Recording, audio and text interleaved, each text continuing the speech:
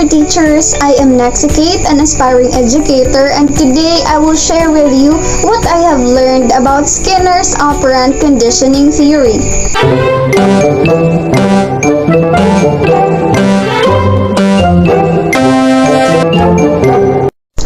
What is Skinner's operant conditioning theory? It is a way of learning where behavior is managed by either rewards or punishment that makes an individual associate a particular behavior and a consequence. It is based from Thorndike's law of effect and also referred as instrumental conditioning. Whereas Frederick Skinner, or commonly known as B.F. Skinner, is the father of operant conditioning theory. He is an American psychologist best known for his huge impact on behaviorism. There are three types of responses that develops behavior according to Skinner. First, neutral operants. Second, reinforcers. Third, punishers. Neutral operants are responses that neither increase or decrease the repetition of a behavior. Reinforcers are responses that increase the chance to do the behavior again. And there are two types of reinforcers. First, positive reinforcement and negative reinforcement.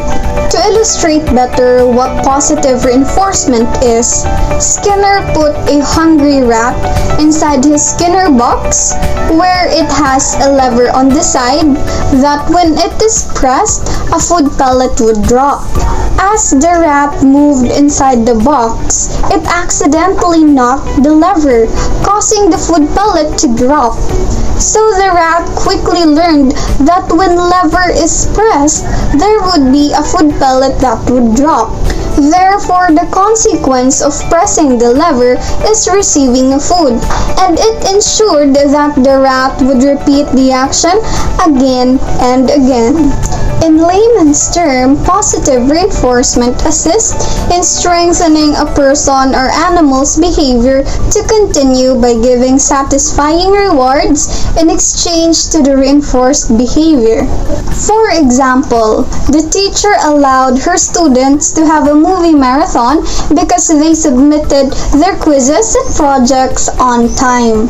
For the second type of reinforcement, which is the negative reinforcement, a behavior is strengthened by the means of removing something pleasurable or satisfying to an individual or an animal in order to increase the likelihood of a behavior. For example, an English teacher did not allow her students to watch the school program because they did not submit their projects on time. Imagine a rat inside the Skinner box. Under operant conditioning theory, if there is no food pellet given immediately after pressing the lever, the rat would stop pressing it. Just like in real life, if we keep on working without receiving a salary, we would eventually stop. Forster and Skinner devised different ways of delivering reinforcement and found that this had effects on response rate and response extinction. Response rate is the rate of intensity that the rat pressed the lever.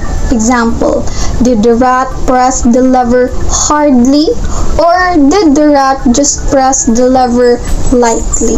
The extinction rate is the rate at which lever pressing stopped. For example, how soon did the rat give up?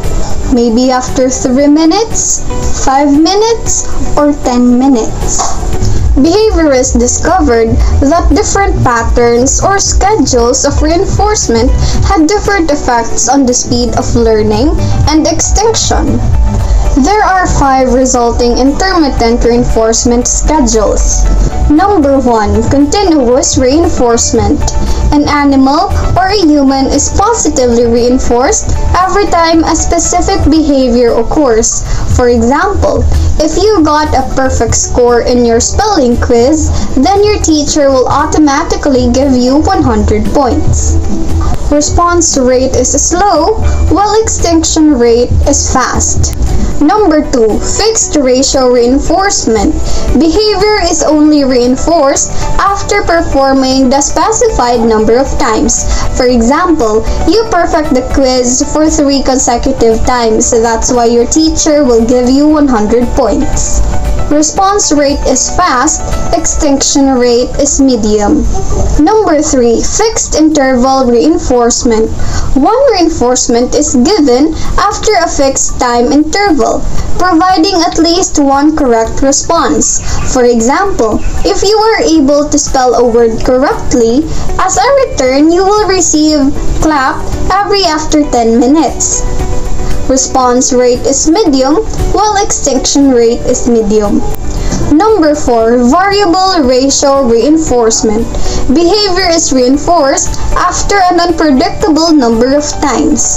For example, you spell the word correctly.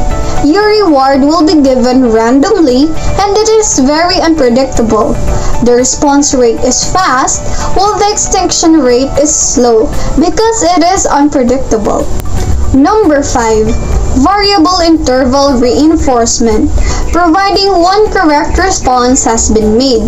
Reinforcement is given unpredictably after amount of time has passed. For example, you only studied half of your lesson, so it is unpredictable how will you perform, as well as your score will be unpredictable. Response rate is fast, extinction rate is slow.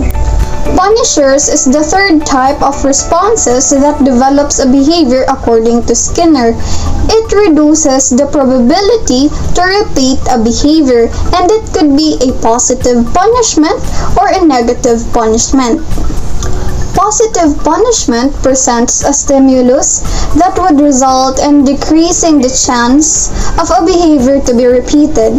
It is also a punishment by application.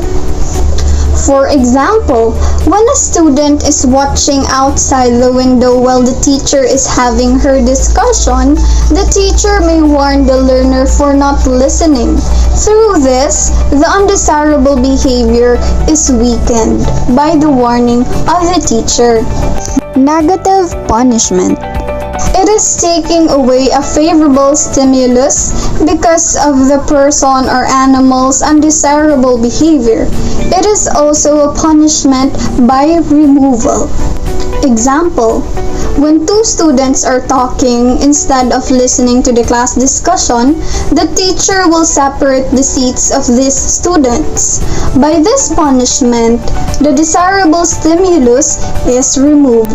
Again, there are 3 types of responses that develops a behavior. First, neutral operants. Second, reinforcers. Third, punishers. We can utilize operant conditioning theory in our future classrooms since it assists both learners and educators in enhancing behavior and performances. It also trains students to behave adequately, and teachers can provide feedback such as compliment that will motivate and inspire the students to learn. Additionally, through operant conditioning theory, undesirable behaviors of students like talking inappropriately will be corrected inside the classroom. In general, operant conditioning theory helps the educator to improve the behavior of students so that learning will be effective and successful.